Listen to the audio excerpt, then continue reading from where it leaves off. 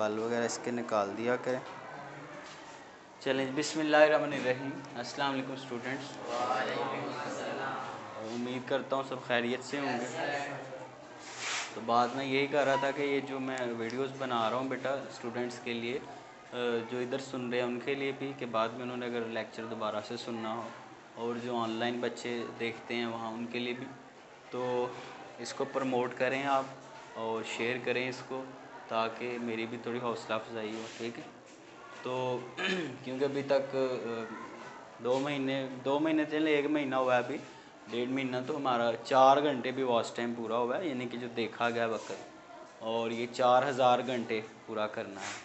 4 घंटे देखा गया, 4 घंटे से लेके 4000। एक दिन इंशाल्लाह ये मैं टाइटल या ये थंबनेल में लगाऊंगा कि 4 घंटों से 4000 तक का सफ़र, ठीक है। तो यही आपकी लाइफ की जर्नी है कि जब आप स्टार्ट करते हैं तो आप ज़ीरो से स्टार्ट करते हैं, आपको कोई नहीं जानता होता, आपकी कोई जान पहचान नहीं होती, लेकिन जब आप ज़ीरो से आप पहुंचते हैं लाखों पे, तो फिर ये जो पीछे सफ़र होता है, आप जर्नी तय करके गए होते हैं, मुश्किलों से गुज़र के गए होते हैं, यही असल चीज़ है, और वो मेहनत के साथ ही आती है, ठीक है। रातों रात कभी भी आप कामयाब नहीं हो जाते, आपको स्ट्रगल करनी पड़ती है, वक़्त लगाना पड़ता है, फिर आपके नंबर आते हैं, फिर आप कामयाब होते हैं, ठीक है। तो बेटा आज हमारे पास जो चैप्टर नंबर 12 है 10th क्लास की जो फिज़िक्स है उसका, और इसका नाम है ज्योमेट्रिकल ऑप्टिक्स। अच्छा, ऑप्टिक्स लफ्ज़ जो है ये असल में लाइट के लिए इस्तेमाल होता है, रोशनी। इस चैप्टर में हम रोशनी के बारे में पढ़ेंगे, प्लस रोशनी जो है रिफ्लेक्शन जब करती है तब किस तरह का ये बिहेवियर या बर्ताव करती है। रिफ्लेक्शन आपको बताया था क्या होता है, रोशनी कहीं पे रिफ्रैक्शन करे तो क्या होगा। अब इसके रिफ्लेक्शन और रिफ्रैक्शन को इस्तेमाल करते हुए रोशनी की हम बहुत सारे इंस्ट्रूमेंट्स बनाएंगे, जिसमें माइक्रोस्कोप्स हैं, है कि नहीं, आप लैब में यूज़ करते हैं ना, टेलीस्कोप्स हैं, आसमान पे सितारों को देखते हैं, तो ये फिज़िक्स ने इस काबिल बनाया आपको। कैमरा बनाया गया है, ठीक है कि नहीं, हम एक दूसरे को देख रहे हैं, आपकी आंख में भी एक लेंस लगा हुआ, हम लेंसेज के बारे में पढ़ेंगे, मिरर्स के बारे में पढ़ेंगे इस चैप्टर के अंदर। तो वो आप रोशनी की मदद से ही आप मेरी इमेज को फोकस कर रहे हैं। तो बहरहाल रोशनी के बारे में हम पढ़ेंगे, और रोशनी का सबसे पहला जो रोशनी के मुताल्लिक आर्टिकल है इस चैप्टर का, उसका नाम है रोशनी की रिफ्लेक्शन, जिसको कहते हैं रिफ्लेक्शन ऑफ लाइट। अच्छा, ये रिफ्लेक्शन मैंने आपको बताया था अक्स, कि किसी चीज़ का टकरा के वापस आना, इसको रिफ्लेक्शन कहते हैं, ठीक है। अच्छा, यहाँ पे रिफ्लेक्शन से क्या मुराद है कि अगर आप फ़र्ज़ करें आप एक ग्लास ले लें, एक ट्रे ले लें, या एक बॉक्स ले लें, जो मर्ज़ी ले लें, वो किसका बना हो, ग्लास का बना हो, यानी कि शीशे का बना हो। आप इसमें वाटर भी रख सकते हैं, जो मर्ज़ी रख लें। अच्छा, ज़ाहिर है ग्लास एक मीडियम है, और बाहर ये खाली क्या पड़ी हुई है, एयर पड़ी हुई है, वो भी एक मीडियम है। ये भी कोई चीज़ है, हवा भी कोई चीज़ है, और ये ग्लास भी कोई चीज़ है। तो जब लाइट जो है वो किसी एक मीडियम से सफ़र करके दूसरे मीडियम के सरफेस से टकराती है, ये हवा से चलती हुई आई है ना लाइट, ये देखें जो मैंने ये ब्लू सी बनाई है, ये एक लाइट है, लाइट रे है, रोशनी की एक शुआ है, और इस शुआ को कहते हैं बेटा, उर्दू में भी यही कहते हैं, इंग्लिश में भी यही कहते हैं, इसको इंसिडेंट रे कहते हैं। क्या कहते हैं? तो ये एक शुआ है जो हमने दूसरे मीडियम की सतह पर गिराई है, एक मीडियम से आ रही दूसरे पे गिरी। अच्छा, जिस पॉइंट पे ये रोशनी आगे टकराती है उस पॉइंट को कहते हैं बेटा, उर्दू में भी यही कहते हैं, इसको कहते हैं पॉइंट ऑफ इंसिडेंस। क्या कहते हैं? Point of incidence. अच्छा जी, जिस पॉइंट पे रोशनी गिरी वो हमने कह दिया कि वो पॉइंट ऑफ इंसिडेंस है। अब उस पॉइंट के ऊपर मैंने आपको बताया था कि आप क्या करेंगे, एक नॉर्मल ड्रॉ कर लेंगे। क्या ड्रॉ कर लेंगे? एक नॉर्मल। नॉर्मल क्या होता है? मैंने बताया भाई, किसी भी सरफेस के ऊपर एक ऐसी लाइन गिरा लें जो उस लाइन के साथ कितना जाविया बनाए, 90 का। अब ये वाइट बोर्ड और इसके बीच में कितना जाविया, 90 है, तो ये मार्कर इसके ऊपर नॉर्मल है। ये हाथ के साथ कितना बना रही है, 90, तो ये नॉर्मल है, ठीक है। अच्छा, नॉर्मल के साथ आपकी इंसिडेंट रे जितना जाविया बनाएगी, जितने जाविये के साथ ये नॉर्मल के साथ आ गिरेगी, ये नॉर्मल के साथ जितना भी ये जाविया बना रही है उस एंगल को कहेंगे एंगल ऑफ इंसिडेंस। क्या कहेंगे? Angle of incidence. उर्दू में भी इसको यही कहेंगे।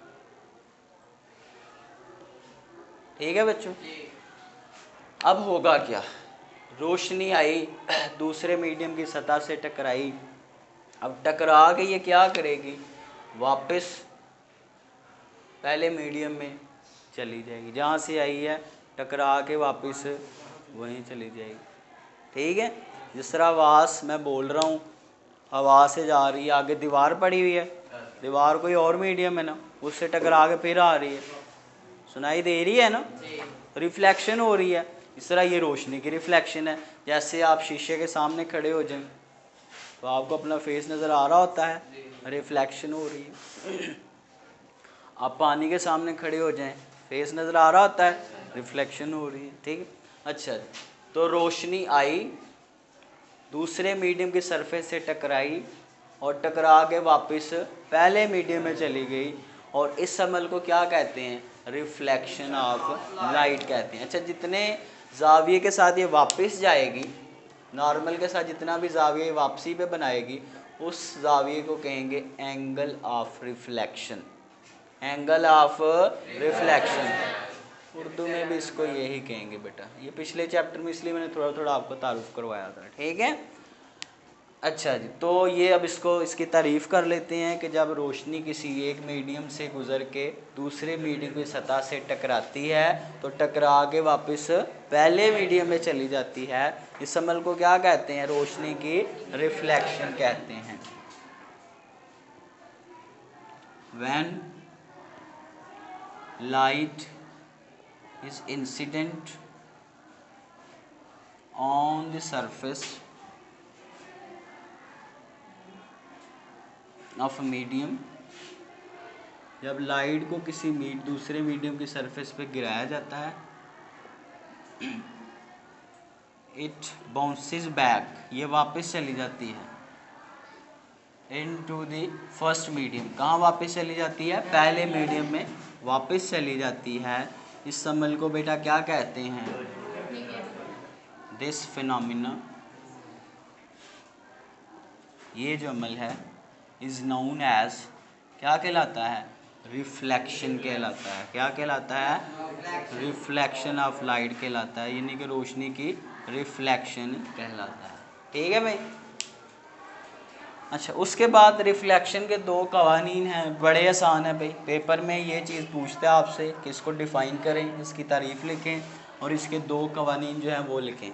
बड़े आसान है जी। पहला इसका कानून ये है, देखें बेटा, रोशनी तब ही रिफ्लेक्शन करेगी, सिर्फ तब रिफ्लेक्शन करेगी जब जितने जाविये के साथ वो आई है उतने जाविये के साथ ही वो वापस जाए। ठीक है कि नहीं, कि दोनों एंगल जो हैं वो क्या रहें, बराबर रहें। ये रोशनी तब रिफ्लेक्शन करती है बेटा कि जब एंगल ऑफ इंसिडेंस इक्वल हो किसके, एंगल ऑफ रिफ्लेक्शन के। तो उर्दू में आप लिख लेंगे, जब एंगल ऑफ इंसिडेंस बराबर होता है एंगल ऑफ रिफ्लेक्शन के तो रोशनी रिफ्लेक्शन का अमल करती है। और ये रिफ्लेक्शन का कौन सा कानून है, पहला कानून। ठीक है बच्चों। अच्छा, दूसरा क्या है बेटा, दूसरा भी इंतहाई आसान है।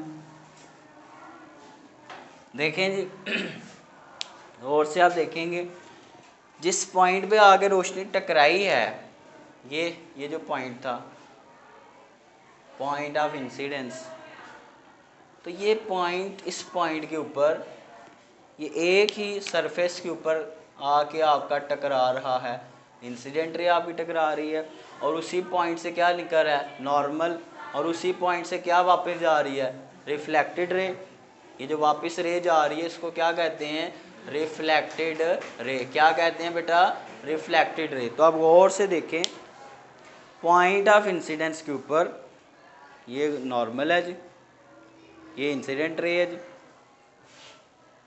और ये कौन सी रे है, रिफ्लेक्टेड रे।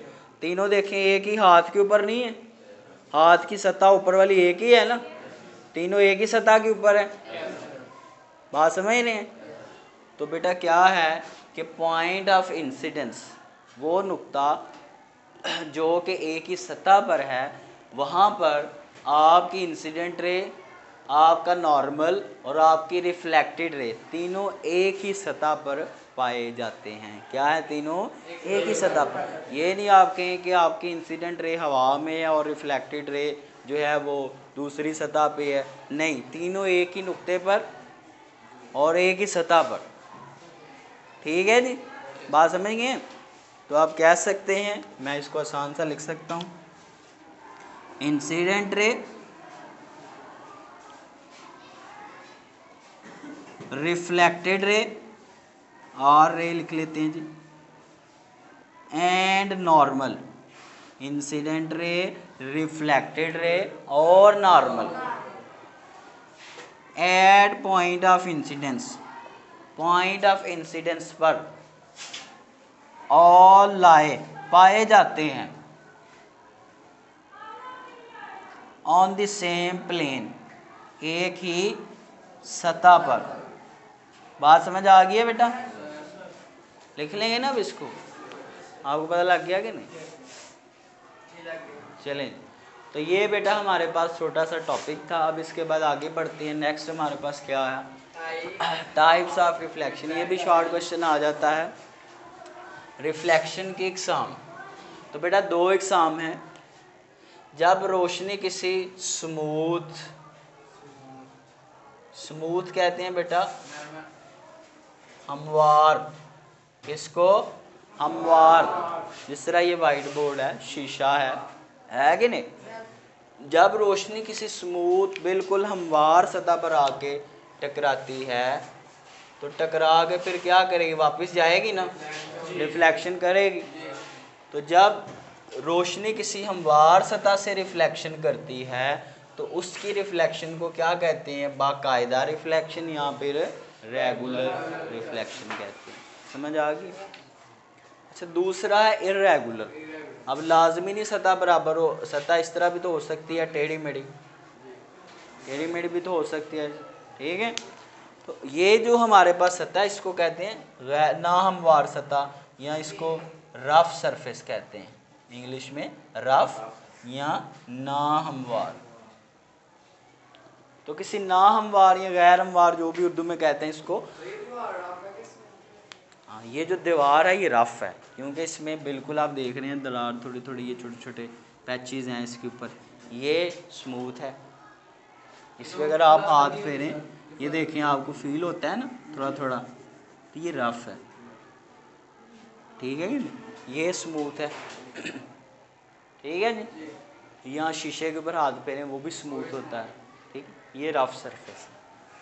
अच्छा, अब देखें बेटा, तो किसी गैर हमवार सतह से, ना हमवार सतह से जब रोशनी रिफ्लेक्शन का अमल करती है, तब जो हमारे पास बेटा रिफ्लेक्शन होती है, उसको क्या कहते हैं? बेकायदा रिफ्लेक्शन या इर्रेगुलर रिफ्लेक्शन कहते हैं। अंडरस्टैंड?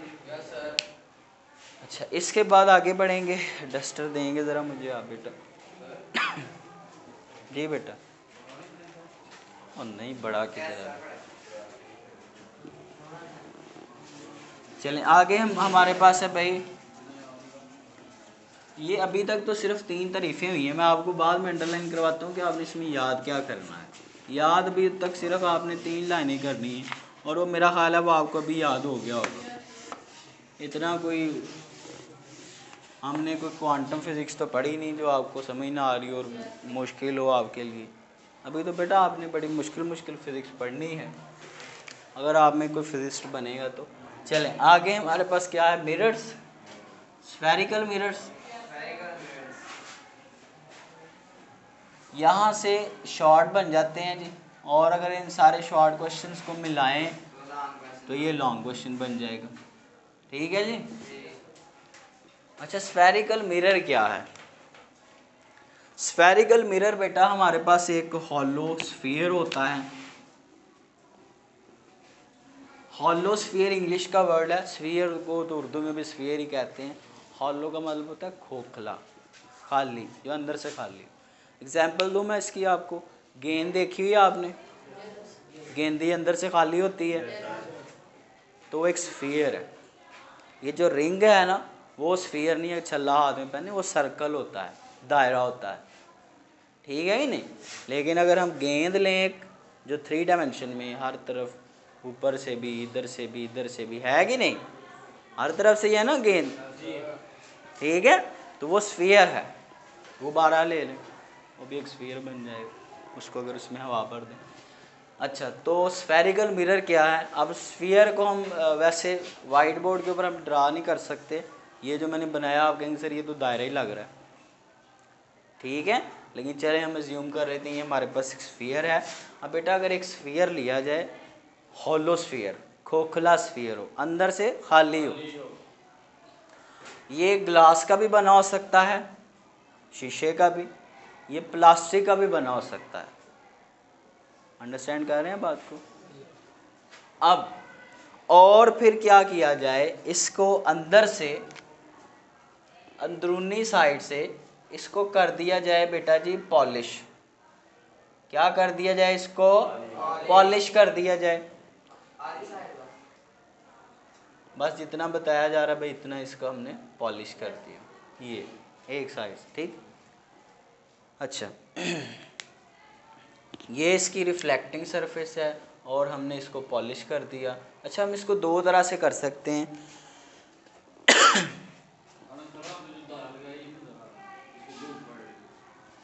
चलें कोई नहीं, और लगाएंगे पता लग जाएगा। तो एक ये हमारे पास, एक और भी हम बना सकते हैं इस तरह भी।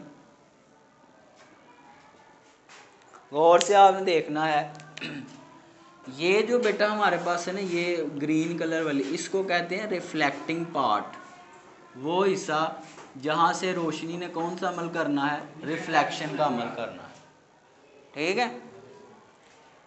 अच्छा जी, इसमें देखें, इसमें भी बना लेते हैं ज़रा, क्योंकि दो टाइप्स हैं इसलिए मैं दोनों बना के फिर आपको समझाता हूँ। पहले तो स्फेरिकल मिरर एक ऐसा समझ लो ऑब्जेक्ट है, एक स्फीयर है, हॉलो स्फीयर है, जिसकी रिफ्लेक्टिंग जो पार्ट है वो हमेशा स्फीयर के अंदर होता है। स्फीयर के क्या होता है? अंदर होता है। तो आप ग्रीन हिस्से को देखें, वो पहले भी स्फीयर के अंदर था, अब भी स्फीयर के अंदर ही है, देख रहे हैं ना, ग्रीन हिस्सा अंदर ही आ रहा है ना, ये ब्लू वाले के। इस तरह ये ब्लैक वाला हमने बनाया है तो ग्रीन हिस्सा गेन उसके अंदर आ रहा है। तो स्फेरिकल मिरर एक ऐसा ऑब्जेक्ट है जो प्लास्टिक का या ग्लास का बना होता है और जिसका जो रिफ्लेक्टिंग पार्ट है वो स्फीयर के अंदर होता है, ठीक है ना। अच्छा जी, इसके बाद आगे देखें। अब स्फेरिकल मिरर को जो अंदर से पेंट किया जाता है, फिर इसको बेटा पहले पॉलिश कर दें। जिस तरह आप आम शीशा देखें, एक आम वैसे ग्लास ले लें, वो तो मिरर नहीं ना होता, अगर उसको देखें पीछे रंग सा हुआ होता है ना एक उसके, फिर ही शक्ल नज़र आती है ना आपको, तो पेंट किया होता है ना इस तरह। अब ये जो मिरर है इसमें जो पेंट किया होता है वो MCQ आपसे पूछ सकता है। जो पेंट किया होता है बेटा इसमें लेड ऑक्साइड इस्तेमाल होता है मिरर की, इसको पॉलिश करेंगे, और पॉलिश यानी कि पेंट करें किसके साथ? लेड ऑक्साइड के साथ। और रेड कलर का होता है ये, रेड कलर का रेड ऑक्साइड लेके उससे इसको क्या कर देंगे बेटा? पॉलिश कर देंगे। अच्छा, जब पॉलिश करेंगे तो फिर इससे रोशनी क्या होगी? रिफ्लेक्ट होगी, वैसे तो ना रिफ्लेक्ट होगी, ठीक है। अच्छा जी, फिर इसकी बेटा दो टाइप्स हैं स्फेरिकल मिरर की। साथ साथ मैं बातें बताता जा रहा हूँ, ऐसे ही आपने याद रखनी है, ठीक है। ये खोखला स्फीयर होता है जिसका पॉलिश, जो जिसको अंदर से पॉलिश किया जाता है किसके साथ? लेड ऑक्साइड के साथ। और इसका जो रिफ्लेक्टिंग हिस्सा है वो ऑलवेज स्फीयर के अंदर होता है, स्फीयर के क्या होता है? अंदर होता है। अच्छा बेटा, इसकी दो टाइप्स हैं, दो एग्जाम है इसकी।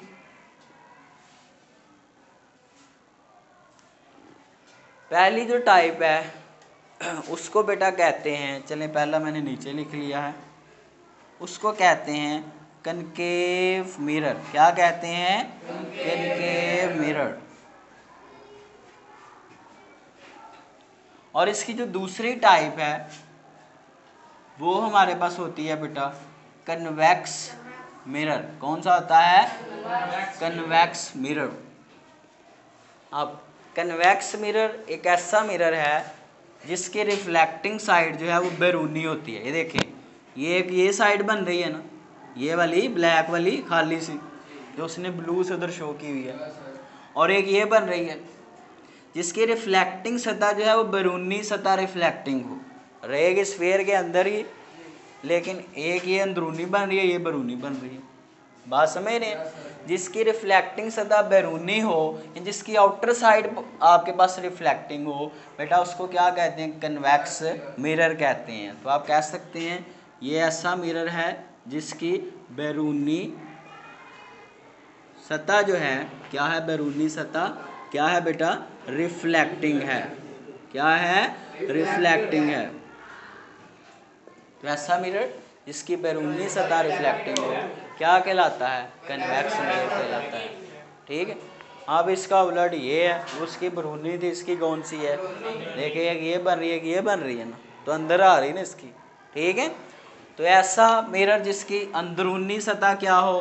रिफ्लेक्टिंग हो, या इंग्लिश में कह लेंगे हुज इनर, ऐसा mirror whose inner side is reflecting, जिसकी अंदरूनी सतह क्या हो बेटा? रिफ्लेक्टिंग हो, इज कॉल्ड क्या कहलाता है? कनकेव मिरर कहलाता है। अंडरस्टैंड? अच्छा, इसके बाद आगे देखें, इसके अंदर कुछ और मज़ीद टर्मिनोलॉजीज़ हैं जो पेपर में आपसे शॉर्ट क्वेश्चन के तौर पे पूछी जा सकती हैं, तो आज हम उनको भी डिस्कस कर लेते हैं। देखें जी, ये ज़ाहिर एक स्फीयर है, गोल सा है ये, इसका कोई सेंटर भी तो होगा, है कि नहीं? वो जो सेंटर है उस सेंटर को क्या कहते हैं? सेंटर ऑफ कर्वेचर कहते हैं, और उसको किससे ज़ाहिर करते हैं? सी के साथ। ये जो स्फीयर है ये हॉलो स्फीयर है, इस हॉलो स्फीयर का, इस खोखले स्फीयर का, खाली स्फीयर का जो सेंटर है उस सेंटर को कहते हैं सेंटर ऑफ कर्वेचर। क्या कहते हैं? Centre of curvature. याद रहेगी ये बात? अंडरस्टैंड? उर्दू में भी यही कहेंगे इसको। ठीक।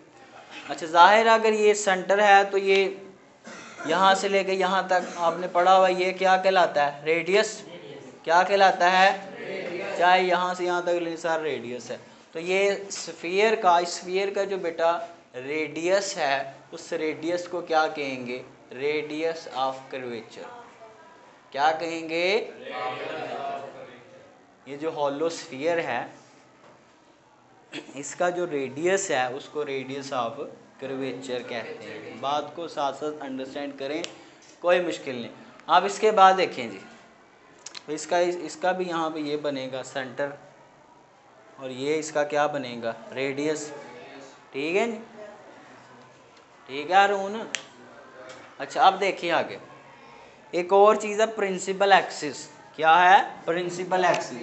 प्रिंसिपल एक्सिस एक ऐसी लाइन है जो किसी स्फेरिकल मिरर के कहाँ से पास करती है? सेंटर ऑफ कर्वेचर से पास करती है, और जो मिरर की जो रिफ्लेक्टिंग सतह है, या इसको कर्व सतह भी कहते हैं, उसको काट के या उसमें से गुजर के जाती है। आप ये कर लेंगे, आप कहेंगे सर ऐसे भी तो हम बना सकते थे, इधर गौर सुनिए, इधर भी लाइन ड्रा कर सकते थे, ये भी सेंटर ही बनना था। आपने ऐसी लाइन लेनी है जो सेंटर से भी पास करे और रिफ्लेक्टिंग सतह में से भी पास कर रही है। ठीक है कि नहीं? तो इस सेंटर से गुजरने वाली लाइन को बेटा क्या कहते हैं? इसको प्रिंसिपल एक्सिस कहते हैं। क्या कहते हैं? Principal axis. तो ये जो सेंटर से लाइन पास कर रही है, दिस इज़ कॉल्ड, उर्दू में भी इसको क्या कहेंगे? प्रिंसिपल एक्सिस कहेंगे। ठीक है? ठीक है बच्चों? अच्छा, और क्या रह गया इसका? पोल देखें भाई, आपकी प्रिंसिपल एक्सिस रिफ्लेक्टिंग सतह को जहाँ से भी छू के गुजरेगी, या उसमें से जहाँ से भी गुजरेगी, यहाँ से गुजर रही नहीं उस नुक्ते से, यहाँ पे अगर गुजारें तो यहाँ से गुजर रही है। ठीक है? ये जो नुक्ता है, ये जो पॉइंट है जहाँ से आपकी प्रिंसिपल एक्सिस मिरर की कर्व सतह में से गुजर रही है, उस पॉइंट को बेटा क्या कहते हैं? पोल कहते हैं। इसका एक और नाम भी है, इसको वर्टेक्स भी कहते हैं। अंडरस्टैंड? अच्छा, इसके बाद आगे देखें ज़रा, ये मिरर्स अगर मैं आपको समझाना चाहूँ कि मैं मिसाल देता हूँ, चम्मच लेना, अगर आप स्टील का बना हुआ, उसको अंदर से देखें ना तो अंदरूनी साइड रिफ्लेक्टिंग है, अंदर वाली साइड से ऐसे होता है ना चम्मच, ठीक है। तो अंदर से देखेंगे तो आपको लगेगा वो कौन सा मिरर कनकेव है, क्योंकि उसके अंदरूनी रिफ्लेक्टिंग। और अगर इधर से देखें तो बैरूनी रिफ्लेक्टिंग है, तो आपको वो कनकेव कन्वेक्स मिरर बन जाएगा। बात समझ रहे हैं? वो उधर लगे होते हैं यार, ये शॉपिंग मॉल्स में मिरर्स ये लगे होते हैं। बहरहाल चलें आगे देखते हैं भाई, हम बात क्या करने लगे थे, पोल हो गया, इसके बाद है प्रिंसिपल फोकस। और सुनने बड़ा आसान है, आज ही हो जाएगा, सुनते जाएं बस। आप देखें इधर, ओ सुन तो लो यार, पढ़ ले ना, याद करने के लिए थोड़ा दूंगा आपको। क्या आप बोर हो रहे हैं आप लोग समझ के? समझ आ रही है ना? नींदर होनी मंजिलिया ना तेरे वास्ते में, ठीक है। चलें अब देखें जी, रोशनी आ रही है लामहदूद फासले से, पता नहीं कहाँ से आ रही है, किसी सितारे से, सियारे से, हमें नहीं पता कहाँ पे है, वहाँ से रोशनी आ रही है और आके इस मिरर की रिफ्लेक्टिंग साइड से टकरा रही है। अब देखें, रिफ्लेक्टिंग साइड से टकरा रही है, इस साइड पे रिफ्लेक्टिंग सतह होगी, उधर से आपने रोशनी को इसके ऊपर गिराना है। तो ये जो ब्लैक वाली हैं ये रोशनी की शुआएं हैं जो आगे इसके ऊपर टकरा रही हैं। अब रोशनी कि सिर्फ वो वाली शुआएं आपने लेनी है जो प्रिंसिपल एक्सिस की सिमत में हो। प्रिंसिपल एक्सिस की सिमत ये थी ना, उसकी सिमत में जो शुआएं हो सिर्फ वो लेनी है आपने, क्योंकि इधर से भी रोशनी पड़ी, इधर से भी पड़ी, लेकिन उनको हमने कंसिडर नहीं करना, ठीक है। अच्छा, इस तरह इस मिरर पे रोशनी पड़ेगी रिफ्लेक्टिंग साइड पे, इस तरह यहाँ पे भी, इस पे भी मिरर पे रोशनी पड़ेगी रिफ्लेक्टिंग साइड पे। गौर से बेटा समझें, फिर जाते हैं। रिफ्लेक्टिंग साइड से रोशनी पड़नी है, ठीक है। अच्छा, होगा क्या, ये जो दोनों मिरर्स हैं ये दो मुख्तलिफ तरह का काम करेंगे। इस मिरर से क्या होगी, जब रोशनी टकराएगी तो टकराने के बाद किसी एक पॉइंट पे रोशनी आपको प्रिंसिपल एक्सिस के ऊपर, कहाँ पर, प्रिंसिपल एक्सिस के ऊपर किसी एक पॉइंट पे रोशनी आपको इकट्ठी होती हुई मालूम होगी। एक जगह पे रोशनी सारी इकट्ठी हो जाएगी, छोटा सा डॉट बन जाएगा, समझाने के लिए आप करके देखिए उसमें, ठीक है। चलें जी, अब रोशनी जिससे एक पॉइंट पे जमा हो रही है, जिससे एक पॉइंट पे इकट्ठी हो रही है, उस पॉइंट को कहते हैं प्रिंसिपल फोकस। क्या कहते हैं? प्रिंसिपल एक्सिस के ऊपर जमा हो रही है ना, तो इसको क्या कहेंगे? प्रिंसिपल फोकस कहेंगे। अच्छा जी, अब आगे देखें, इसमें रोशनी क्या है, हमें नज़र आ रहा है कि रोशनी एक्चुअली इस पॉइंट पे जमा हो रही है, असल में हो रही है ना, तो हम कहेंगे इसका जो फोकस है वो रियल है, हकीकी है। अब इधर क्या होगा, इधर को पहले सुन लो यार, इधर समझ लो, फिर बाद में देख लेंगे। जब इस पर रोशनी पड़ती है तो रोशनी क्या करती है, रोशनी कुछ मुख्तलिफ काम करती है। टकराने के बाद रोशनी आगे नहीं जाती, चमचे से आगे तो नहीं ना जाती। अब क्या होगा, टकरा के इस तरह वापस चली जाती है।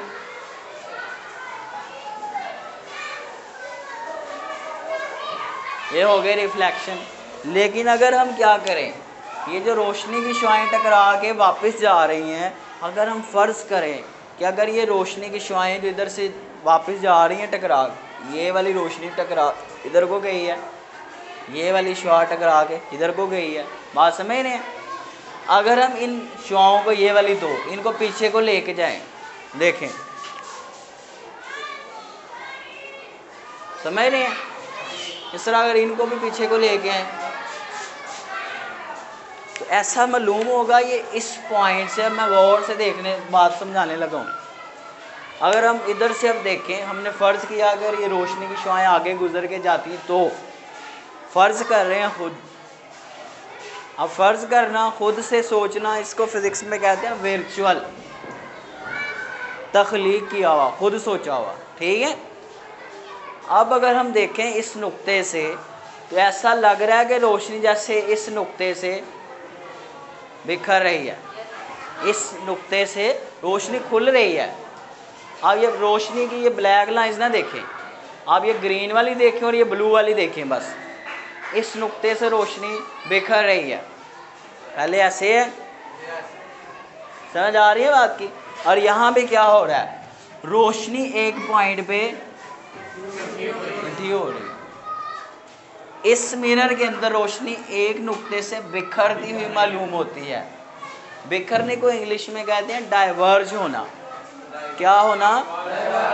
क्योंकि इस मिरर में रोशनी डाइवर्ज होती है, इसलिए इस मिरर का एक और नाम भी है, इसको उर्दू में भी बेटा यही कहेंगे, इसको डाइवर्जिंग मिरर भी कहते हैं। क्या कहते हैं? और इसमें रोशनी एक नुक्ते पे जमा होती है, जमा होने को इंग्लिश में कहते हैं कन्वर्ज होना। क्या होना? कन्वर्ज। इसीलिए इस मिरर का दूसरा नाम बेटा क्या है? Converging mirror. उसका डाइवर्ज फैलना और इसका कन्वर्ज जमा होना। अच्छा आप देखें जी, इसमें फोकस हम फर्ज कर रहे हैं कि फोकस यहाँ बनेगा। रोशनी हमने खुद फर्ज करके गुजारी है कि नहीं? तो जिस पॉइंट पे रोशनी मिल रही है या इकट्ठी हो गई है, जहाँ से बिखरती मालूम हो रही है, अब वो क्या है? इसका प्रिंसिपल फोकस है। यहाँ जिस नुक्ते से बिखरती मालूम हो रही है और यहाँ जिस नुक्ते पे जमा होती हुई मालूम हो रही है, तो ये इसका बन गया प्रिंसिपल फोकस और ये बन गया इसका प्रिंसिपल फोकस। अब इसमें हमने खुद फ़र्ज़ किया है ना, फ़र्ज़ किया है ना। डॉटेड लाइन मतलब ये डॉटेड लाइन थी ना, डॉटेड लाइन ये जाहिर कर रही है कि आपने फ़र्ज़ किया है। यहाँ बिल्कुल सीधी लाइन थी ना, असल में था, ठीक है। अब इसका फोकस हकीकी नहीं है, इसको कहते हैं बेटा वर्चुअल, यानी कि गैर हकीकी कह लें, तख्लीक किया हुआ, खुद सोचा हुआ। अंडरस्टैंड कर रहे हैं बात को? ठीक है। अच्छा, इसके बाद दो बातें और हैं, फिर बता के मैं जाता हूँ, या कल कर लेंगे। आज बनाया हुआ है तो आज ही कर लें। सुन लें इधर कनकेव मिरर का फोकस सामने होता है, यानी कि जिधर से रोशनी पड़ रही है उसी साइड पे है, सामने है ना, देखें ना, रिफ्लेक्टिंग साइड जिधर है उधर ही है ना, सामने। और इसका फोकस उस साइड पे नहीं है जिधर से रोशनी पड़ रही है, पीछे है, सामने नहीं होता, पीछे होता है। अच्छा, इसका फोकस क्या बना था? वर्चुअल होता है, ठीक है। और इसका फोकस क्या होता है?